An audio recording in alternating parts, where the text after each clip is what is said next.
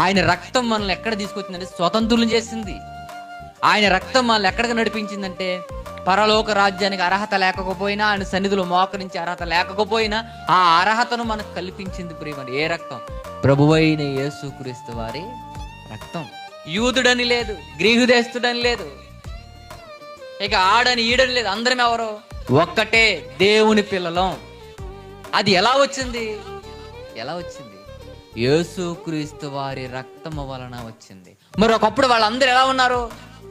విధిరూపకమైన ఆజ్ఞలు ఉన్నాయి. ఆ ఆజ్ఞలో ఎవరు పడితే వాళ్ళు దేవుని సన్నిధికి రాకూడదు, ఎవరు పడితే వారు దేవుని లోపలికి రాకూడదు, ఎవరు పడితే వాళ్ళు నిలబడకూడదు, ఎవరు పడితే వాళ్ళ ధర్మశాస్త్రం ముట్టుకోవడానికి లేదు. ఎవరు? దేవుని విధిరూపంలో ఫాలో అయిన వాడు, లేదా దేవుని ఆజ్ఞలు పాటించేవాడు, లేదా ఆయన సున్నతి పొందినవాడు మాత్రమే తప్ప ఎవడు కూడా దేవుని సన్నిధిలో నిలబడడానికి అర్హత లేదు. ఇంకా చెప్పాలంటే వీళ్ళకి ఒక ఇది ఉంది. ఏంటి?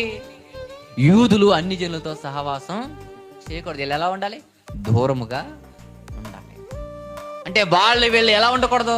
సహవాసం కలిగి ఉండకూడదు, వాళ్ళతో వీళ్ళు స్నేహం చేయకూడదు, వాళ్ళతో మాట్లాడకూడదు, వాళ్ళతో ఉండకూడదు. యేసుక్రీస్తు వారు భూమి మీద ఉన్నప్పుడు ఆయన సమరి స్త్రీ మాట్లాడుతున్నప్పుడు, సమరి స్త్రీ అంటే మీరెవరో? యూదులు. మేమెవరో? సమరయులు. మీకు మాకేం లేదు సాంగత్యము అంటే మేమేం చేయకూడదు? మాట్లాడుకోకూడదు. మేము ఏం కలిగి ఉండకూడదు? సహవాసం కలిగి ఉండకూడదు. ఇవన్నీ ఏంటంటే ఒక ధర్మశాస్త్ర నియమ నిబంధనలు అంటే వీళ్ళు యూదులు అయిన వారు లేదా ఇజ్రాయేల్ అయిన వారు చెప్పండి ఎవరితో మాట్లాడకూడదు?